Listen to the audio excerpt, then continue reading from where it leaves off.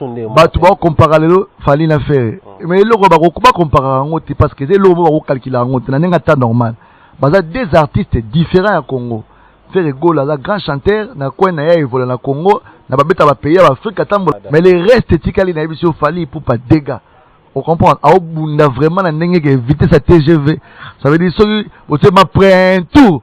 O de ta prend tout. O sugama ke mutu mwaza matadi même ça dans Venezuela. On reprend le moins de DJ Abdul. Il faut que DJ avec l'État parce que dans 10 ans on va succès sur ma casque le gars je me dis on va risquer Tangelanga DJ Abdul Tangelanga DJ nini Kinshasa Tangelanga a pas venir sur DJ Frank Tangelanga DJ na le tinga 6 bat baba ya noa ils a pour ça mais ce qui dit à me comment diriger vina yo mabe wana mande marambe baby faux excès de beaucoup de boules ba boule et ma bé mais ce que comme il dominer vie na yo on se rendre compte te ba erreur comme ça là après on a gana katanganda faire l'accès Joe ou l'accès en fonction de quoi on est eloko wana na mutu et bébé ça mutu pe cerveau et puis quand tu es mal entouré uzoba mais là na on na o za mabete ba ya noa respect.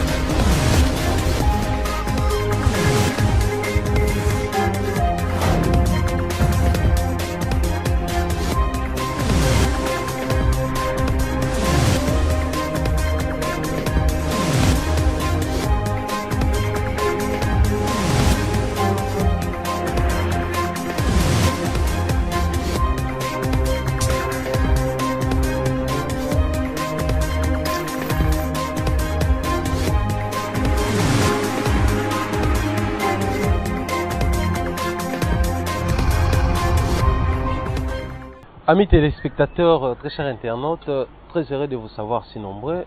Pour vous soutenir, vous vous CPA, vous ça et c'est encore davantage que vous découvrir biso, vous s'abonner, vous permettre biso tout ça la large diffusion.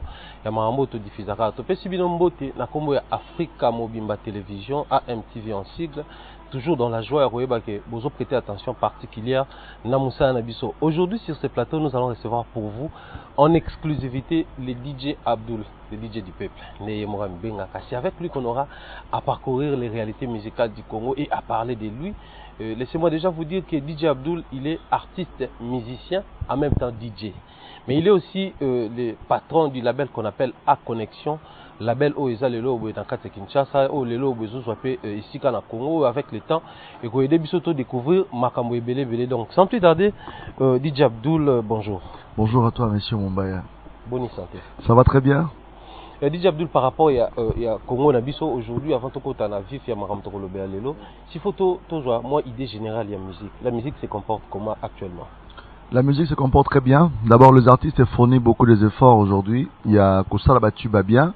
Bah clip pas bien et puis tout le monde il a open mintage la musique est changé parce que avant c'était vraiment la musique on a la musique et moulaï mais avec bah arrivage il y a bah trace na bah réalité où comme les lois il y a bah chaîne étrangère où que musique peut percer il faut de la peine à bah norme qualité à son qualité à clip et puis promotion donc voilà quoi bah musique et donc qui est très bien actuellement avant 3 ans passés au Daki na mois de lui j'ai bah on va de la musique on va y nigérien ivoirien et consort parce que toi na bazana ba industrie musicale au biso na Congo to na ngote na Congo que chaque artiste a patron ya elo na e azo bundati ba moyen na e asali clip na e na ba musicien na e a osa promotion na e ba no ko na musu bazara siko ke non na ba société o yoza artiste na kati internet.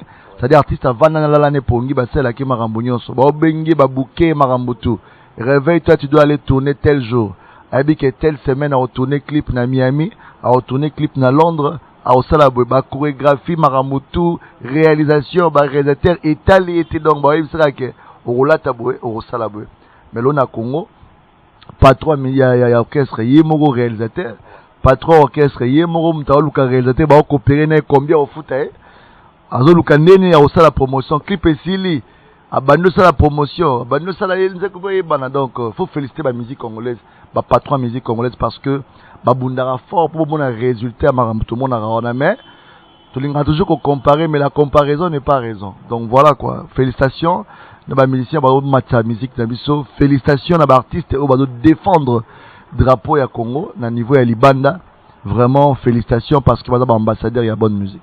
Voilà. Merci beaucoup DJ Abdul. Je crois le quoi Bazab ambassadeur en musique, on va lui étant DJ, on va parler avec lui parce qu'à un moment donné, DJ Bazab peut parmi bateau Bazab accuser il y a détruire musique congolaise. Et vous allez découvrir pourquoi tu le vis bongo parce que bon bah quand on a boîte, un musique à ambiance, est-ce que Bazou attend un rebête en musique congolaise parce qu'à un moment donné les gens se rendent compte que chaque fois qu'on se retrouve dans la musique à ambiance, c'est beaucoup plus la musique de l'extérieur qui est jouée par rapport à la musique. On va essayer d'analyser sur ça pour comprendre les raisons. Également on va parler de lui étant artiste et musicien aujourd'hui parce que à un moment donné tu te rends compte que DJ Bakomi Bakomi sont artiste et musicien. Il y a même des DJ au Abeta nulle part, mais artiste et musicien, on l'appelle DJ X, DJ Y. On va aussi éclairer l'opinion pour tout le monde la lanterne tout le DJ Aza Nani. Lui étant DJ et pourquoi la majorité a DJ Babeta Arumbate, Babeta Araba Afrobeat, Bani. Donc suivant cet élément et on se retrouve tout juste après pour éventrer les bois avec DJ Abdul.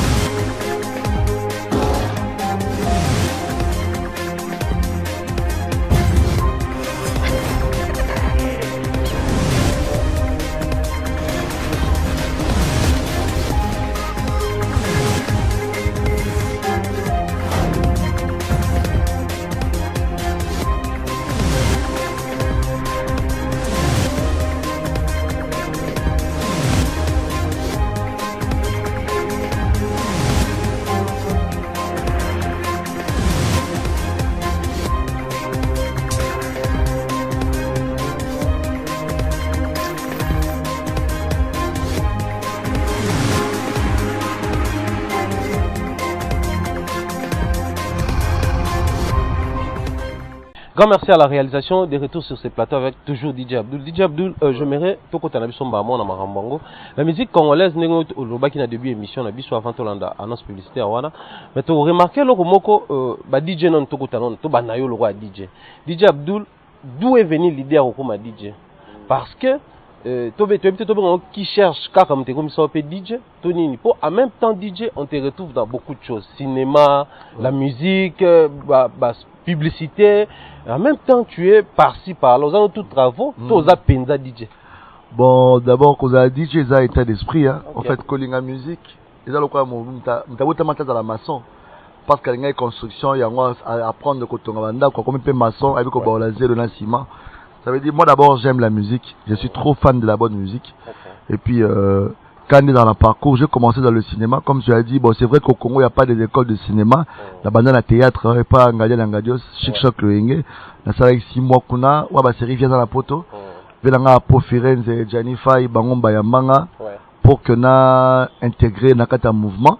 Velanga déblazon, ou appeler ça connexion, on a na bapo. Parce que Nike toujours, garçon moko nazalaka toujours garçon moko ambitieux nazalaka toujours na vision moko ya munene na monaka toujours musika en dehors ya ba effort nasalaka toujours effort nangana koma na réaliser makanisi nanga koma elongo na ndoto koma réalité alors na ko kutana na filanga po nde ya ko sala ki à l'époque déjà kolinga musique trop boîte moko ko sala ba pembeni ya Jakarta wana kotala samba nde na bandi ko beta musique kuna malembe na beta musique ti sala ke boîte yo kangama na zu musala Nestoril na mona jour mauvais na nga Eric Ndala na télévision azobi ya mamba boîte à grand hôtel na bi tenga fona kende grand hôtel wana poni ka grand hôtel ba mbongo ne ba kenda kuna beta musique tenga pe fona ki grand hôtel na kenda grand hôtel na mona pe na Eric Ndala bonjour mon vieux je vous ai suivi à la télévision en fait mon yelo on soit là courage na vie ko c'est ko limitara makanisi na wote ici ka rêve na ezali comment so beti porter côté ba fongola côté Soko sengi te ko bateki ba pesa ki yote. Donc voilà nga na koma ki na Betty Porte, ko vana na ba kulutu. Après on va se permettre na DJ Frank. Ba chete mort na pembe ya vie, rota ne vie osa musala, ozo kanenga zo boka batu kitoko, ndenga zo animé. Lelo o naza lelo o na mama ele on tu na zo ndam na tambola lelo, ça fait année prochaine 15 ans. OK. Bah tu vas vraiment découvrir nga mikolo mais bah éviter que tous les 10 années je suis passé où bah tu vas histoire de la tambola parcours na créer émission à la télévision et qui DJ na TV ya ngonde au sala gena ba makasi suna kin DJ mo beta musique na TV ba bina ndako ya ngope sala gena comme DJ chanteur à travers un festival en 2011 bah DJ avant bah no yemba te dans le lobby à Siko que je suis parmi les gens aujourd'hui qui ont initié le mouvement. Ça veut dire je suis le précurseur du mouvement de DJ Wakome Koyemba. Il a été initié par Jesse Matador avec Cabo Snoop de l'Angola, Jesse Sangabi Abdul. Pour une été ça le cas Arafat, tout le monde dans Abidjan, bah DJ Bayemba, pour une nakin bah DJ Bayemba tenabi. Ah, nga Koyemba ma na yemba la mona o elo mo différents mystiques. Après na yo meka. J'ai essayé na yo sala la danse du Berry. La petite Nyari Berry a sopi pour le pont la Blackberry. Na émission nze mwana sala maman na section de komba papa Berry ya otikala. Après na osa madoda seconde yo confirmer susu na c'est que makila ngo pe obinta tozala ngo après madoda be pas to komo kota ba zododo be petele to sali ba nzimbolo kwa ba mibale to sali ba pusu sali ba to koti mana game mamba ngo ba to ba mi pe kozila elo ka sécurité faut bimisa neti meko to bois ki wifi donc album Mezoya dans la 10 titres dans bimisa auto ba lo mo ba DJ ba rumba te oza surprise album ba DJ Abdul mise à jour tant rebima au bagena DJ Abdul ko sarabiso yo za no musicien en fait musique eza ko na amour à musique faut linga na musique yango ko yemba il faut linga ko yemba ngo faut linga ko apprendre lelo oyo soko tanga kite o simba micro simbité c'est parce que tu es sur le banc de l'école lelo oyo za bombaya au travailler bad balinga ko pour ça na bien moi personnellement je t'apprécie beaucoup aux ala analyse no bien aux ala mission na kitoko na ndako internet lelo na Kinshasa mutunyo soka soki mutuma koteka nguba tout le monde dans le koteka nguba mais obiteke ça ko meka nguba libumuno ya ndeni oza diarrhée pourquoi nango sanya ngo fako mema nguba o memi souté parce que mona jomo ko ke Dubaï yo ko ke Dubaï o ko pa Chine ko mo simba tout le monde ko na ko pa Chine biso ba congolais ngaka kolanda so mikolo na mapere mo teka makasi tout le monde na likomba lipa neti mikolo bato nyozo ko taka internet pourquoi parce que internet ndé makambu donc moi pour moi c'est bien ouais. Je suis d'accord avec ça mais seulement qui dit je peux comme l'on wenze mutu na tongo akomi na DJ c'est-à-dire à suivre ou avoir Oyodio Solobi moi je comprends que c'était d'abord le goût l'ambition le passion voilà il faut te marteler à notre Lobapé que le DJ Abdul il est parmi ba DJ à Congo au baza consommer pour ne pas dire consulter consommer bisiko yozo beta même quand on t'a pas consulté les gens bayaka parce que baza na confiance ya ba sélection na yo ya ndenge na osala la musala mais revenons sur la forme et le parce que les fonds to yebi ndenge kendaki mais par rapport à la forme n'est toujours mon lelo tout le monde se fait appeler DJ. Il suffit à Rosanna Bar et à quoi venir, je suis DJ tel, les Rosanna, je suis DJ tel. Ça c'est un côté. Et puis de l'autre côté, on ne comprend plus rien. DJ Moroboy, Abeta musique, avec DJ X, maintenant Abeta musique quelque part, il est jamais. On ne comprend plus la forme. Pomba tout le DJ. Jo mo ateka dendo na DJ dendo. Jo ana nga tsaba dendo nga chuba DJ dendo zali. Na tuna garçon na kenda ma place na denga découverte ala na limité à DJ Dendo na garab mana komile masa yana grand yes à reconnaître ngana biana ba bien ko DJ Poani comment na ba pesa nga c'est comment ba pesa Poani ba pesa ko ba DJ bon meka ni na chuba ba Dendo ni na tsaka ba DJ fa sala maboko na biya ya ko bo mila sokop ote na linga oyeka lo sina sona sukesenga plaisir na linga pena comme DJ pour komba DJ la tangai mutu musuna kwena bango alataka ba casque chaque jour ataka musique na ba téléphone ba bien que DJ c'est là na odenze moi na téléphone DJ tu même ingénieur du son bah comment ba DJ en fait pour moi le DJ ça veut dire en gros le D ça veut dire disco J ça veut dire jockey disco jockey. Jockey, c'est la plus grande carte. Il y a tout bien dans la Kinshasa, joker. C'est les jockeys. Donc, la plus grande carte. La carte, il y a un jeu de disques. Tant qu'on a passé par disque, il y a un jeu de disques. Donc, disco jockey. Donc, il y a un DJ. MC, il y a un maître de cérémonie. VJ, il y a un vidéo jockey. ça va vidéo, on va VJ. Mais un DJ peut être un MC, peut être un VJ. Mais maintenant, soit na ba musu ba yebi na ba o marambola te donc kombo na ba bambola et donc pour na ekoki. Donc il y a un monde na cadre de connexion, na mettre na biso Marius, tout type ma plateforme Jukong, DJ Uni du Congo. Bientôt là trouver un bino pour bon na tout 5 ba DJ, une grande pas tous les DJ parce que tu go 5 va sauter. Déjà j'allais me poser la question, tous les DJ pendant que même là où il y a des DJ, au canapé zakate. Te menga yo kana batu nyonso sauf que batu ne bele ba yo kana ngate. C'est déjà un problème parce que quand yo kana mutu dans une relation, faut ils alla toujours accomplir. Voilà. La flèche arrête. Ce qu'on fait c'est kana batu yo kana à quoi sert bon ya yo kana batu. To yo kana kaka. O ligi no ngate zano kana kweno pe menga linga okaka. Moi c'est différent. C'est trop compliqué, ça veut dire que si tu es avec nous, tu es avec nous. Si tu n'es pas avec nous, on t'attend pas. Parce que sans toi, on va avancer. Bateau va comprendre l'idéologie, c'est quoi? Ça va DJ Nyonso. Autre vélo au monde qui te voit musique à Congo. Si, on va vraiment rentrer dans ça. Voilà. Les DJ aujourd'hui, d'abord, on veut d'abord que DJ Bazala d'abord unis, comme un seul homme, pour nous se décider, pour nous promouvoir la musique congolaise. Et en même temps, on travaille chez le patron, il y a ma boîte. Exemple, ma boîte, il y a bateau. So, au côté d'entreprise à Moutoubaoui, sur ma condition de travail, au yo faut ça. Ça veut dire, tu as musique congolaise, tu as musique internationale. Quand tu es un bon DJ, on reconnaît par la connaissance de la musique du monde. L'Oningolati Barberie Boé, je crois pas que Couturier Barberie est dans la Kinshasa.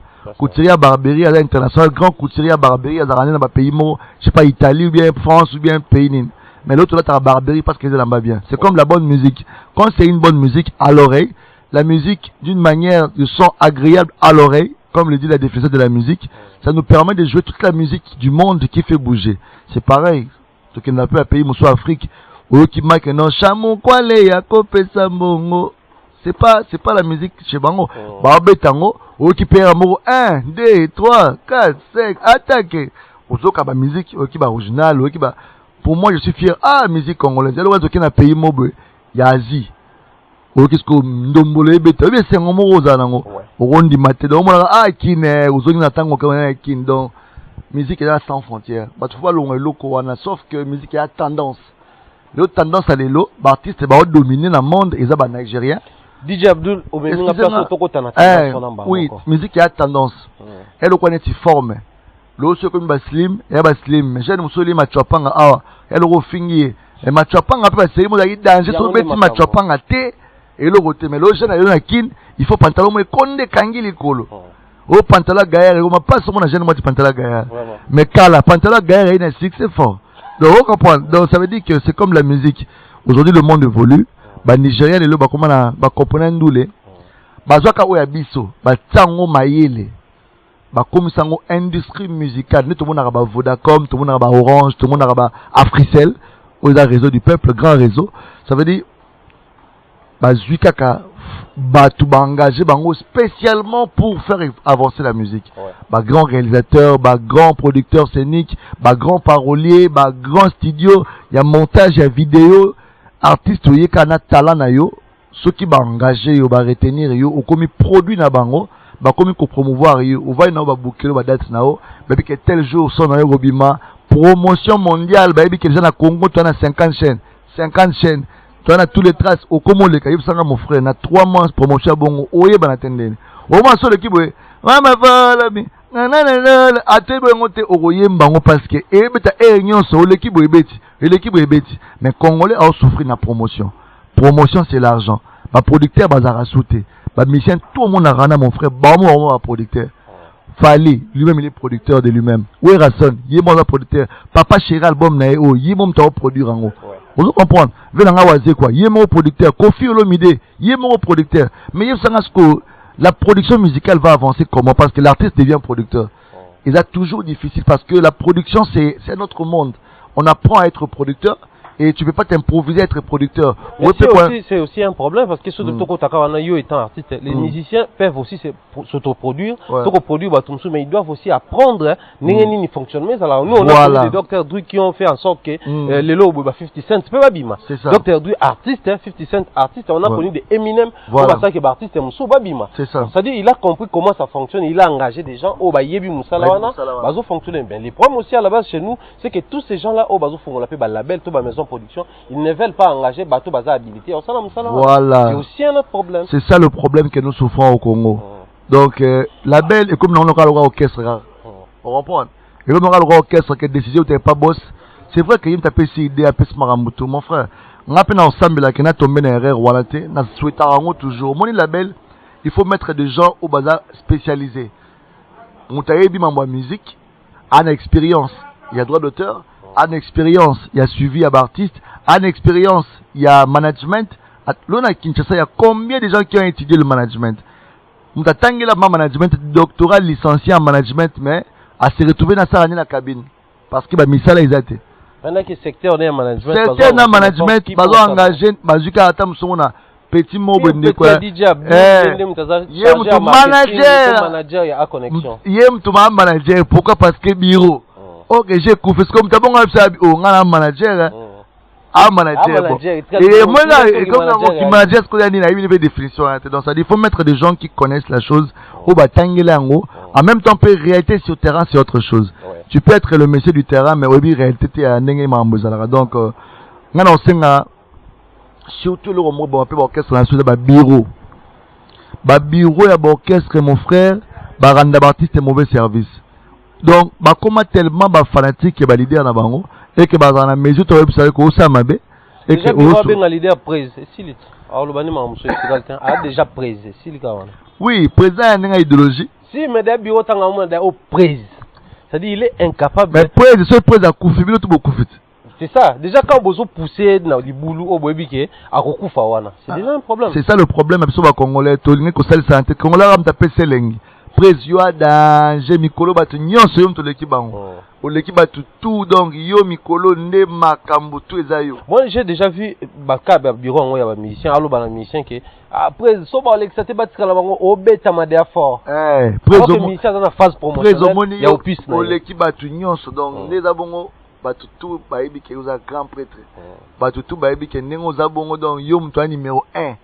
Siko yo sangata ngo zo mutu bongo. Ozo edete yebi ça que mikolo mako obetaka ba série mobu non ça no succès mais mikolo yo olongwe ba mo pemene te vie faut ça mais fort po olongwe pemene tango lo baka bongo yo mo yebi la suite na parce que mon davi que kwa ngane za rala ba lo ba bonde quand tu peux derrière ba caméra tu peux ça se va faire sur ba conseil ça dit baba moi mon kabeta mbonda ba ko pe ya bina baza ba star ba sala ebele mais mutu pe senga faut ba rafraîchir ngo l'on a qui ne remarque pas la bêta bercé la bêta olympique la bêta nanibo et ma bêté et après on comprend pour héros tout ça nous na bercé tout na olympique là maram tout le monde a comme là et ça compliqué ça veut dire l'histoire reste l'histoire le présent reste le présent on prépare pour le futur nos artistes doivent faire un effort de chasser autour d'eux de personnes qui apportent rien des manabières des mana whisky des mana foufou des mana tembo des mananini et bato ba rakotsa batambuima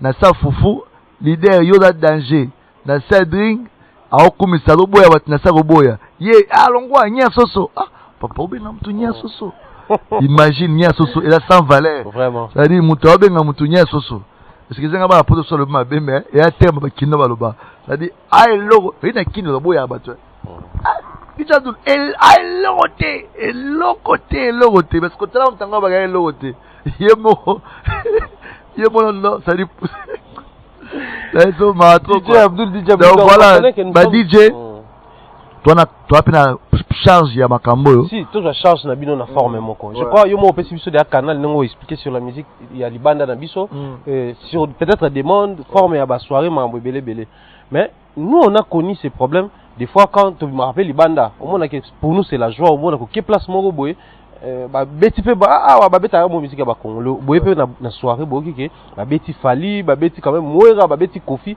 parce que qu'on se le dise Papa Wemba ba pa bato ba beta ka mo mingi libanda na ba peyo ezaki ba ko beta congolais te ba ko beta pe bango na ba aéroport ko kuta na ba salle d'attente ba beti pe bango parce que ba bike ba to ba payer belé bazoleka mais tozo nga siko na musique congolaise le lo boye ba DJ comment le la DJ Abdul azalaka na a connexion na mais il est tout le temps ou souvent où il a sympathisé avec Fali Poupa automatiquement. Bah musicien tout au bazar na problème na Fali Poupa. DJ Abdou so abeta Fali 10 fois, bah on abeta 2 fois na boîte. Ata ba abeta sélection congolaise.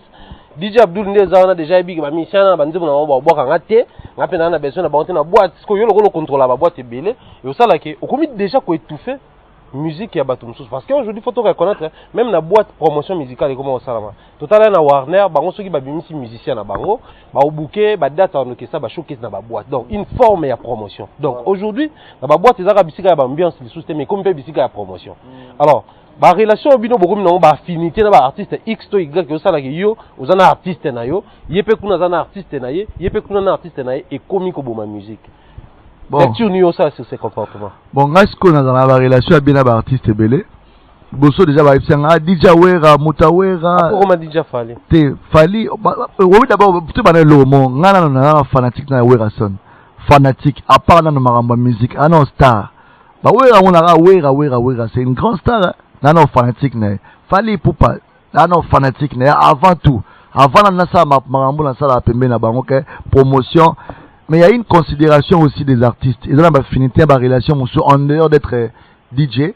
Ça veut dire là grand frère, tout le monde en a qu'à, en dehors il y a une doule naïe, tout partage à qu'à, n'a qu'à oui, tout liaka, tout vendre, mais beaucoup de DJ peuvent être dans une opportunité.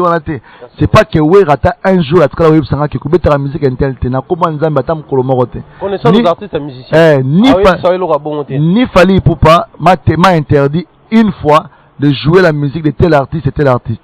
Moi personnellement, n'habite à la musique au Batbao Singa. Le Fali pour parler de l'album Naïtokos, il y a plus de 10 titres au Batbao, Bando Betango, Batbao Lembate. Ça veut dire Batoubaye, Karabama boîte, Baro Bando Tango, Banzemba titre, au Betima, au Landisi Banzemba album Moko, plus de 10 titres, Batbao Binaka, Bao Lembate, Bao Yemba fait Banzembango. Artiste et Moussou de l'eau, on a contre Bangote, mais Bao ça l'a effort, il y a qu'au pousser musique na Bango comme sous Moussika. Papa chéri, il est en plein studio, il est en train de préparer l'album. Mais sur côté là, au Tsenze Moloko là, neti clin d'œil. Tsenze Moloko a neti ba sans te toucher. Au Tsenze Moloko a fait de l'amour, batu bazobina. Bien qu'ils aient batu baloba qu'ils aient nzembo akala, mais nzembo akala da raté to bina bazima Michael Jackson là, elle va musique dans les années 80. Papa chéri, c'est une icône, c'est une légende. Kofi Olomide, sur côté ngobila, au Tsenze quoi Coucou, au Tsenze quoi Henrique, au Tsenze nzembo lokwa banzembo akala ba mal aimé ba sans ba aspirine na piste ote aspirine ote rumba mo bimilelo moment la aspirine ba binyango makasi ko rumba wana. Ça veut dire que fais de la bonne musique, fais une bonne musique, les DJ vont jouer ta musique et non le cause master DJ attends nzembo za ya rupola donc faut abetara ngora rapo misa bimisi générique au bois cabino ba DJ na katwa bike za dette morale au tabino tango yozo kota na DJ ko ngalo bia Fali Poupa mutunanga Fali Poupa badolo bagé non DJ Abdul muta Fali Poupa DJ Fali marambutu abwa ki batu nyoso la générique oyi komba DJ Abdul ilate et tali na ngate libanga ou pas libanga na nga DJ Abdul et tali pengate vient nga so kanisi ngate batu ba comme ça mon problème faire rigolo la BBC générique nata abwa ki so 150 DJ 143 DJ Abdul Azate sauf yo kacho lo ba DJ nyoso na bi abwa ki ba DJ nyoso radi batutu abwa ki bango net virus na yo bodate abwa ki 143 DJ abwa ki ngate esengi lote mais na obeta pour voilà kota Fali oh parce que c'est nga fa beta sous musique à faire été pour première classe nga beta ngo na beta ngo malgré 143 DJ comme on a gazé pour liban et ça va bien mais na beta à première classe yo ba virus le président fait rigolo à la télévision que DJ Abdul ko beta la musique na ngate ka jour wana ti mukolo lo basus na beta la ngote mais tellement que la musique na ya sala pour la biso na ko beta ngo première classe na beta ngo nga za émission de Canal TV na RTGA tous les dimanches na 19h40 bazolanda na beta première classe na tie école na tie bablo retour nga za nga DJ sans frontières mais na linga respect à artiste boaka nga te changer na nga te pour nga mo de na bima sans libanga na salama kombo na nga mo mukeo sans libanga bavela nga nsone babwaka nga makasi DJ Abdul nga nazali nini ngaite papa chéri boaka nga mama na libanga DJ Abdul a confirmé ngai on comprend Fali pour pas boire nga plusieurs fois pour ça boire nga mbalo tata msa bossa na ngina bige ba générique muso zoya mais c'est na ngolo te moi ce que ça la ma DJ ya DJ te on a présent na biso Fali pour pas azab parmi les artistes au ba ça la fierté ba défendre ba couleur très rigolo azana ya bunda tous a un problème na répéter azab grand artiste il faut que belé au mataper sous makasi tu es que mambozoya Werason Igwe toujours leader père spirituel on est ensemble tu es que ma preuve tu les kelio ma condoléances ma ramouté comme lui a ma belle saison où vraiment Werato traversé au moment très difficile mais déjà il a repris le travail à travailler là il a un studio dans mon agui de DJ Spilolo quelque chose se prépare donc voilà quoi on est là en train de travailler comme DJ Abdul moi je crois to ko tanabiso makamna poto chité pe wana mais DJ Abdul lelo boye en même temps artiste musicien en même temps DJ to yebi mambandu le ndeke ndaka musicien tout ana rival nae kala to yebaka wera jibe ba rival ya niveau mususu ba génération yeko bima mtu mutaza soit comme musicien ngasu inaza fali c'est que ba lukeli pe rival mo bateli faire ngasu inaza héritier ba lukeli pe ta fabrication to takaka wana baza donc ndule ya Congo depuis la nuit des temps, on peut surtout remonter, on a connu des Papa Taboulaye et des comment Papa Taboulaye et puis il y avait des grands maîtres l'homme qui a dit bah non ça n'a pas clash bah mambo belé bien que bah on va faire quand même chance il y a quoi bah ensemble. DJ Abdul est un artiste et musicien. En même temps, on ça la musique. En même temps, est-ce qu'il est possible que après 10 ans succès y est comme le niveau bah Fali pour pas le niveau bah Weranson au continuer aux DJ. Est-ce possible? Babambelanga mutu babambelanga so babambelo mutu wana jabu bafana na yo na yeba bunda yo na yeba no senga babambelanga ba musicien na yo baleka babambelanga DJ Mobe ba mikolo moto leka babambelanga DJ Mobe ke ngala DJ Moto yo kana na été aza pelelo enterré à 7 ans depuis akufala ça dit depuis 2011 so 2012 mais on t'a comme on a un next son na bossante dernièrement bunda musique ya patient bobeta na ba fara place publique bomisa yo bimisi kuna mado dezobinisa efa bimisa la banane na eso musique ya passe sur base oyo kontre ko bimisa ko saba nzembo ya passe ko binisa mboka ya facilité mais azobunda abunda et Rosala est bien. Alors vous n'avez pas, n'avez pas cette musique n'avez pas pour avoir la musique l'été. Non, la moka. Possible de venir au bête musique de la boîte, au bête payer. Bien sûr.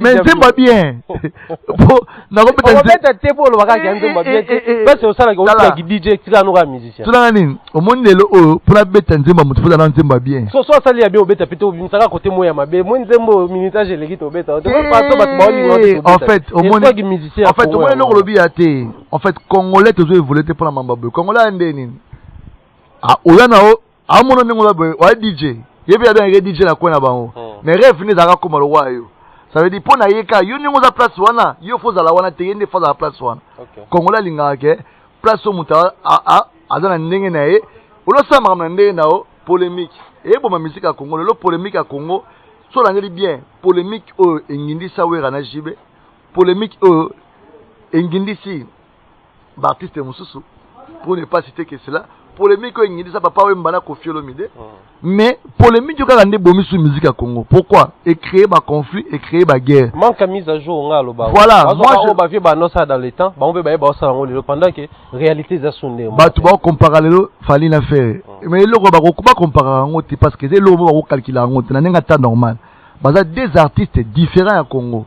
Faire gola la grand chanteur na quoi na ya évoluer na Congo na babeta ba pays ba Afrique tambola na fallait popé c'est égal mais fallait par rapport à faire c'est une très grande différence parce que fallait yemba na ndenge na faire yemba voix na ya likolo seulement on a différence faire un grand chanteur si mais faire yemba likolo fallait yemba deuxième yemba peu première ndenge bien différence yango wana mais les restes tikali na biso fallait pour pas dégâts.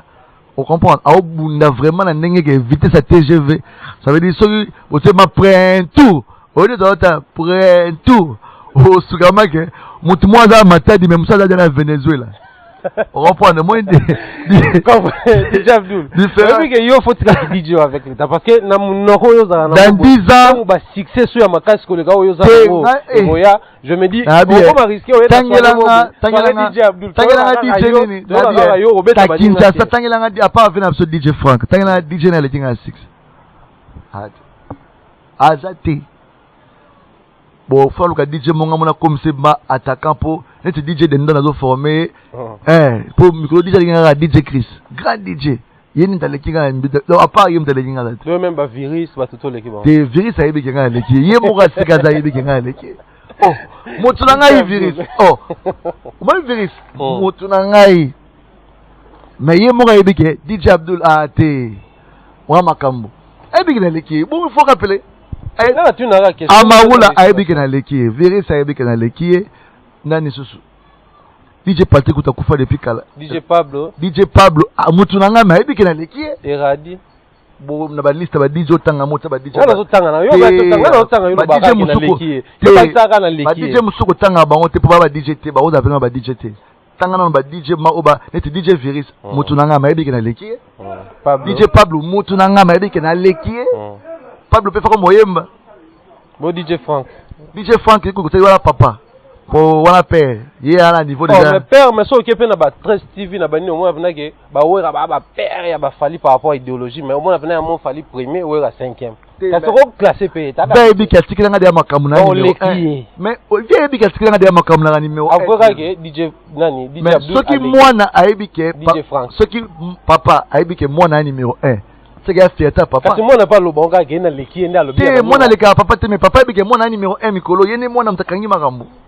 Moi na ko le ka papa te c'est que faut omibota susu. Voilà père. Voilà père. Abdul, vous êtes aujourd'hui à la base il y a dénaturalisation en musique nabiso aujourd'hui beaucoup de gens bazalaki pression à ba boîte, pression à ba chaîne à libanda mais bazalaki toujours ancré dans la musique nabiso d'ailleurs beaucoup de gens bazalaki ça ba komboke ba défenseur ya musique rumba. Mais aujourd'hui tout le monde na ba artiste musicien nabiso to ba bango identité na yeza rumba ya ko kota ta na frontière mususu lui il reste dans la musique rumba mais à cause na bino ba soirée na bino wa ba dara pour ça opesa kanga ba poste alobeti kuna ba Davido obeti ba Wizkid obeti ba o allez choisir c'est-à-dire il y a moko ayepe na soirée moko masqué aleki leki na ba boîte oki musique nete lobi ak studio anglais lobi ak studio français vous êtes à la base à Mambwana. Non il faut l'artiste va évoluer. Moi je pense que Pépé Calé à l'époque Pépé Calé déjà chantait en anglais hein. Oui je me rappelle Pépé Calé en fait la musique il faut avoir juste la vision. Moi je pense quand même en anglais, quand même en français, quand même en lingala, ça dépend de nos bah, moi je suis le défenseur de la rumba, le commandant qui amène la rumba sur la ligne. Bon, ils ont ma bête, ils ont défense na yo. Mais réalité intéressante c'est autre chose. Faire la rumba c'est d'abord la rumba c'est pas notre musique, c'est une musique qu'on a adaptée à la musique congolaise et c'est devenu une référence de notre musique parce que deux temps à rumba on a ya Wendo, rumba ya Grand Calais, rumba ya Rochero, rumba ya Madilu, rumba ya Kofi, rumba ya Papa Wemba, yango lelo rumba ya King Kester, yango lelo kota na wenge pe le boti ba DJ pe ba bota suba na éviter. Nos artistes doivent comprendre que la musique n'a pas de frontières. Mais pour un complexe ter olobake, ba musique ba rappeur wa to ba musique wana ngana rosala ngote, po mko rosala ngo ba osekao. Ba mona ke mais quand yum tono boy ba musique yo mais ndino se retrouver sous awa. Ça veut dire qu'ils ont erreur et puis manque à bas conseil. Nos artistes et puis et l'homme on sing à artiste balakin batwa meladia baba excusenga na contre communauté. Bat baba ya noa ils a pour ça. Mais ce qui dit me gomo diriger vina yo mabe. Wala mande marambe baby. Faux. Excès de beaucoup de boules, ba boule mabe. To doser ba boule pour ba boule bien et ya. On a fait ça ma conseil direct na ba artiste oyo bazarata na mongo ya dit obi tu peux avoir la eloko mobo peut ça comme feeling mobo hein mon ba mais sur comme ko dominer vie na yo on se rendre compte te ba erreur comme ça là après on a kana katanganda faut l'accès Joe ou l'accès en fonction de quoi moni eloko wana na mutu et bébé ça mutu pe cerveau et puis quand tu es mal entouré uzoba mais là na on na oza mabete ba ya noa respect. Namona beta mo taf. Mais la beta taf mo mais ce qui excès de boule, on se retrouve le roi boulette, maman peut boule ma péro bima ambrui. DJ Abdul voilà. Après que la musique nous parlons maintenant de A Connection, ils ont bon label, ils ont patron na yango. Tu as tes affinités avec artistes et musiciens quelconque et puis les respects aux alentours de l'artiste et tout en général, mais soyons quand même réalistes et revenons sur terrain. Aujourd'hui, on a Wanted Record, Maestro, il se débrouille, Namonaki, Tatiana Cruz, il y a un artiste musicien, pas Dakumuda, a signé Pekuna, également il y a un garçon, Aza, vivant avec handicap, il chante tellement bien, Aza Pekuna, mais Bimi sinon starté. Surtout que et pas F victime à part tout don nzembo ibimisa qui peut moi ba Chesco ba virus ba Anita bien que tu ba place à utaka na ba don na ba concours ba bimisi non star makasti de même vient biso igwe perso ça label de même ba Kofi Central ba bimisi ba star té mais bah il y a un peu de comparaison côté bien que la comparaison n'est pas raison mais faisons ça quand même surtout que quand aujourd'hui comment on appelle ça label il y a comment on l'appelle oui bimisi biso ba tiwa oui bimisi biso ba tebele au moins que les actes structure mort comme Vince Record mais bimisi ba quand même ba star na ni ba za rebelle mais oui ba quand même au tiwa au Corédé au quand même Dija ba yeba ni ba star les noms de même ba label les ébélés bimisi ba Davido ba tebele mais aujourd'hui au Congo les artistes déjà étant artistes ils ont souffert en réalité ba promotion bébé ils ont de l'argent ba c'est ba label ba kokate ce qu'on a même calculé ba mbongo fallait azala nango na mbongo DJ azala nango bien que tu ba compte no privé té yo sous yo mi côté sous place ba problème eza ba saki ba label ba bimisa mutu té yo sous yo ko mi côté saka wana po bimisa ka mutu té pe ba ga yo ne liboso ale batu ba ga ba yemba na simano ta ba bimisa album F victime nzadi ale yo mo ka ba générique bimisi ta ba bimisa to don wande ale batu ba ko bima wana to yebi bango mo muke po ni ko mi lugela ba problème oh déjà batu ba lugela ba problème na ba kokité. Non, en fait, mon label les a état d'esprit. Ah, mais avec de l'argent. Avec de l'argent, oui, avec de l'argent, mais Kobimisa Moutuya Bolingo. On va former garçon moi comme animateur. Ermo Webi qui est au PC Makamba, on m'a appelé mission à la place Nao. Et ça, amour. Ça veut dire être artiste, faire sortir notre artiste, c'est d'avoir de l'amour, de promouvoir l'autre. Mais nous souffrons un problème au Congo, il y a Moté Mamabe, Tindika Tiakal. Moutao Tindiko, mais il y a mon chat local. Bah foutez-le Minerval, mais les news ouaté. Ozumona. Bah promouvoir le matala à pétion son a fouli à comme le colo. À Obungara un jour parce que biso peut Obungla va vieux moboé. Au moins maman on est là. Tant de aussi le coin soit que ça bah label té parce que label est à industrie. Label est à société. Label est à batu au bazali bah travailler sur l'image des artistes qui évoluent à l'intérieur. Sont des produits. Un artiste dans un label c'est un produit qu'on est en train de vendre. Comment vendre cet artiste? Comment promouvoir son talent, comment lui ramener à réussir à devenir. Bon, c'est vrai que succès, il y a Bima, Mamo, Komi, Tatiana Cruz na victime, pardon, na Wanted. Malem, ça fait combien d'années depuis dans la Wanted? Ça fait pratiquement 3 ans, 4 ans, si je ne me trompe pas. Oui. Mais au senti que, après quelques temps, Mikolo Ndia Komo Yokana. Pourquoi? Parce que dans du temps, on peut s'avoir confiance. Moi ça dit remix ça joue. Elle est maintenant parmi les artistes Mikolo. Pourquoi? Et puis là on se fout artiste yemo pas des mots vina eto ndoka vina yemoko bako produire yo bako tshelo mbongo mais yo moko effort ni non sala pour que batuba découvrir yo. C'est vrai que le producteur peut mettre son argent mais yo moko okendaka d'émission té au lukara ba journaliste té yo a des stars va na kona ba lukara au comme na vanda ki na monde na ah mon bateau c'est émission journée au programme nga et loro boy na sengi yo moko bika émission ba Orlando ba découvrir yo TV les cas la promotion ou le karaté au va na coin ça tu sais ce que succès ya neni to makambo ya ba découvrir yo neni ba effort auto salaire ya banda carrière so ba peso ka moi chance que non ba yebi yo esili pour changer nos comportements. Donc, mission à biso bango moko pe ba problème. Mais pour la label à Congo, excusez-moi, tu vas comprendre que ba label et senga ke ba tia batu o ba sérieux, o ba yebi makambo ba label, ba diriger ba structure wana. Et puis ba artiste ba za la sérieux na ba engagement ba contrat na bango. Au moins mtana contrat, mais quand pour mourir label mo be pas akatina.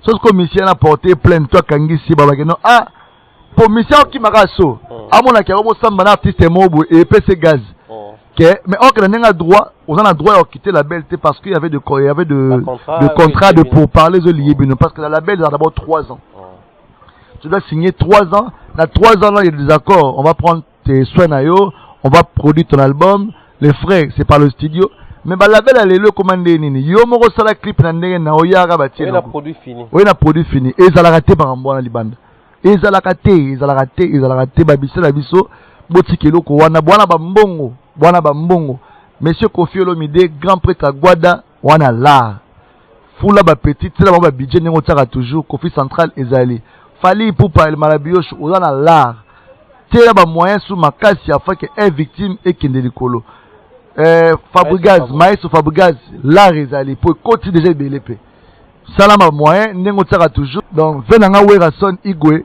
vie tsaba moyen ba petit ba kende vie bato bo bage wera kabate ngai na contre bino wera kaba fort bo se bando singa igwe te igwe ya maboko pete héritier watana bepe na bike kala mingi te pe label e salama boss life yo kutugo so label e sali batunde ba oye belé pour boss life yo bato ba oye donc sans problème DJ Abdul yo mo pe fongola maboko akadense kende liboso ba Shadrack Night ba bima ba artiste bel ba bima donc ba LK Supreme ba bima donc voilà ba artiste na so bazali ba bima Patrick Dinanga fongola maboko pe bato ba sutela magé d'adjoint melio là. Donc voilà quoi, on est ensemble. Grand merci DJ Abdul, nous sommes vraiment arrivés à la fin de cette émission. Moi je crois DJ Abdul, vous avez compris combien de bagito yambaina nous a to fungo la brèche na et après to bana ya mepe na émission analyse. Auto analyse ba makamusu ensemble na ye. Benga vraiment émission analyse voilà pour analyse na ye. To analyse vraiment la réalité mususu bango ba yebi yango. Ouais. Am mususu échappera biso, bango il faut bazala pour appeler ça expérience, pour appeler ça réalité wana ndenge c'est pas ça. Auto comprendre DJ Abdul un mot de la fin et puis dans toutes nos questions mo ya suka question bon, un mot de la fin pour cette émission. D'abord, merci Nayo. Ouais. Monsieur Mumbaya, la dernière Kobongo, parce que ça va me bien. Vraiment, merci à la fanatique. Tout dans le monde entier, dans la poto je crois que tout le monde est réel. Là, dans la poto, réalité qui n'est pas pas la poto, bah, qui n'est pas les kalakin. Mais tu as besoin toujours de soutien à Bino. Bino, voilà, moi, que j'ai développé. Boutab, toujours ma boko. Moi, bah, soutien à Bino. Moi, bah, un sourire. Moi, bah, code, douane, ça, la rappel, qui va nous découvrir évolue. Attends, un héros. C'est important parce que soutenir projet n'a pas connexion dans l'art mais idée allées et c'est un batubana balar ba moyen ba tap so poids ba la poto sans exception numéro Mombayango be beninga na 0900 311 311 donc plus 243 900 311 311 pour la soutien la bino contribution la bino pour que tout soutenir ba artiste pe belé tout soutenir ba jeune talent au bazoya ba kende sou musika to ça la studio a ba moyen zaté tout ça podium tout bon ça se passe pas moins été enfin que bilonde ceux qui m'ont tout moi mis tous a toujours reconnaissant envers Bino batonyo soit lingabi sauter to lingabi no makasi mais bota soka maboko donc artiste Congo bolingo lekitu bolingo fo za la bomoko zakate ke boza ba master bo no lieta bana bo marché na carré te bolingo zakake oyo osa ba ramna e musu pa partager tout le monde a bastar alibanda au mona Davido a partager tel quoi net lo mona lo ba mon frère mutu le roi Davido le a jet privé ouais ana ba contrat exagéré na ba grand sponsor il y a ba moka la ba tenir mais il a combien d'expérience en musique il a combien de Nathan Mouké Davido combien de titres à saler vraiment na Kinshasa siko tala génération yo soane bandati lelo na za jet privé donc voilà c'est compliqué au cas que 25 ans de carrière 30 ans de carrière 40 ans de carrière mais mission profiter na œuvre na été parce que toi na moka mobo culture eza kufa culture eza kufa ba bon sana culture ba tia ba o ba ma habilité ya rozana culture wana artiste aliera na œuvre na artiste aliate na matolo na mabanga na kosenga senga comme somme tamoni misia kimi nzamba sungama ki ba nezo ya makambo ane sila po misia comme elongi oyepa misia ayebi ke na suka boroso la bien na suka fo mata mo fo bi meloko mo fo tika la wana ba mo kimi obenga vie mo tango o pesa vie mbote net na obenga vie na tête ndai omera limewe bimia bia DJ Abdul la te yabi ke nga dérange ke te maboko bank donc voilà venanga pioka mbote Abdul obindeni TV nga pioka mbote yuwa mbote no wana ngabi avi omera nyo kanisi wana vie avi na sala nga ça vie donc voilà quoi donc DJ Abdul est là pour tout le monde aux en fête na mariage aux en soirée na bana potonyo so aux en diaspora aux en pour sa promotion ba DJ Kid ba beta musique na yo numéro ya ngwana na pesa ki donc tous en pour la promotion na compte à connexion et puis ba fête ba mariage ba anniversaire na Kin tout ça disponible pour on se peut sabino retrouver chaque lundi vendredi na Carré Club mardi na na Olive Verte avec Vanessa Maloba taxi jaune hein tout ça voilà toujours et puis mercredi dans la Spirit tout le mercredi jeudi tu as la connexion à concept Maurice Salama jeudi les solo et puis chaque dimanche tu as 360 alimentés tout ça samedi vide pour la fête nabino ou dans la soirée dans un mariage tu veux te répondre nabino voilà quoi tu travailles chaque jour tu dois répéter à on a siège dans à connexion tout le mardi na jeudi de 14h à 18h donc au bas siège nabiso et ça pour la artiste nyonso vous en a fait na pour on sala nga kulu dimba awa to yambo peut te décorer kitoko awa papa Chako. Merci beaucoup na espace au pesa biso pour nous exprimer na pesi mbote na les grands électriciens bazo luke na ba problème ba ozwa été Omone Moukié, il est pas Omone Moukié. Roissy, Bambota trop, toujours combattu, mais jamais abattu. La petite mbote na Akadance, le meilleur groupe de Kinshasa. Merci na Isok, merci à toi, Bron, Mande Fakwir. Merci à toi, Patrick Dinanga, Mbongo Nanga na Rosieta. Merci beaucoup, donc voilà quoi, DJ Abdul, le DJ du peuple. Monsieur Mombaya, tel vraiment monsieur Lengi. Donc voilà quoi, on a petit mot na maman Nanga Janine Kolongo. Et puis on a poto sur le monde entier. Odalova, le cœur d'essai d'Alova. Gros bisous à toi. DJ Abdul, merci. Nous sommes arrivés à la fin. Question insolite. Depuis un moment, musique congolaise, la race au la fin de l'année. Nous avons mis ça en juillet, août, générique à Sikapo, binisa na bonne année. Voilà. Mais depuis, je crois, il y a 2 ans, et comment il a bonne année, parole est fouingue. Pourquoi ma bonne année, bibi ma belle. Pourquoi ma bonne année, il va bêter, ma gueule, qui capa, banganga, si ma gaba kiss, ma liaga batu, ma route à même studio, mais chaque fin d'année, bah, moi, wabi, ma gaba, babote, oui, pourquoi? Babote, parce que banana, bah, ma beau pembe. Moi, banana, babi, ma paix, babi, ma esprit, mon bouquet. Année, bah, moyen, mais, nzembo, et là, nzembo, attends, moi, le musique, les lots, il y a tendance, il y a tendance. Bah, générique et bêti, il y a référence, seben, il y a référence, il y a musique, nabiso. Mais tu as appelé Seben autrement. Il y a datation, il y a lelo. Son bonnet, Simon a bêti bibi ma belle. Félicitations à lui. Mais quand Nzembo a fait échanger comportement, peut-être même poli, ça dépend de la coin nae, biotu boande mon ami to bobini sa Congo. À moi le roi comme Peura Wera, comme le roi JB, ok boande morte. Ça veut dire impolitesse on est beau mieux en carrière. Donc chance à deuxième son ils a sauté. Pour découvrir, mon ami bêti le bien, boy. Moi, vous avez place mon bébé, Astago, après on était. Mais petit na yo, petit na biso, il y a une idéologie, tu as plutôt soutenir. Aux unes, tu pas quoi les fringues. Gaz fabuleuse. À l'occasion de rien, à Binissa Congo. Les lots zou à Ebimi, à Binissa Congo. Les lots à bougie, à Missi bougie à l'obi, là c'est pas le mazoloba. Ba votanga te pona comme star. Abinga ba votanga te pona comme star, mais la bita pas quoi les fringues, va passer père là. Aboua qu'il va massanaï, bah nani. Vous comprenez? Bah on peut faire ma voter, bah on peut faire ma star. Toi le ma gaz ma ouete. Tal là bah vote. Les lots grand star. Innocent Balume. Bah vote. Et ça là pas comme ma star. Biso peut ma voter, biso te mettre. Ça peut ma star l'année dans biso. Donc ça veut dire que, bah tu vois comprendre que coup de pouce, elle a publié photo dans la Facebook. Mais tant qu'on sponsorisé, on a 1000 j'aime. Mais si on sponsorise tes arabes à 10 j'aime, 50 j'aime, 100 j'aime, 200 j'aime. Mais tant qu'on publier photo ou sponsoriser au 3000 à 5000 j'aime. Ça veut dire que Mambo ça la souba au poids OK sous musique respect na artiste et tout. Oh bon ça la bien surtout ba jeune Bobine Salelo. Félicitations à Inos B. Oh ça la fierté à ba jeune urbain. A obunde la ma drapeau gaz mawete au kanti mulwa o lingini ni bébé.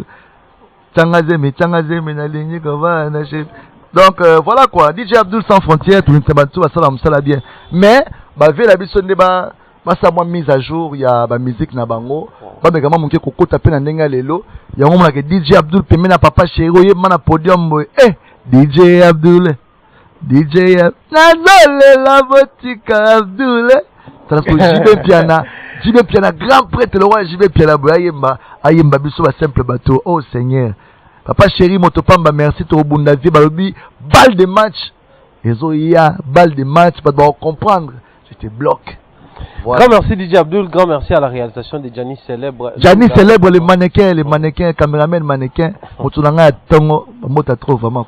Donc comprenez que ça n'est fini pour aujourd'hui. Moi j'ai dit comme ça, grand merci au président Adonis Ngambani Mbambi, à JSK, Motema Yabatou, à Gili Kitima, Gigi. À Gigi depuis le 001, la Mams de Prince Aurilaël Ngambani. Et grand merci également à Etcheverry Mouzango, le très spécial du président. Salutations à Colette Ngambani Coco Mills depuis les États-Unis également. Je dis comme ça un grand merci à David Deloutete Gaoucho, riche mais humble, Kakane Tolingaka Gaoucho. Donc salutations depuis Bissika aux Zouami, salutations comme ça à Mams d'amour Deborah Kamanda depuis la France et à Papa Blaise Tolingi Binomingi, mon mentor Jacques-Claude Longangue, ma maman chérie, maman Rose Faliala, Blaise Bossé, Bob Bossé, l'homme c'est le cœur de Dieu, Blaise Wallongwa depuis l'Ukraine. D'ici là, portez-vous bien. Si Dieu nous prête vie, on se retrouve très prochainement. Bye bye.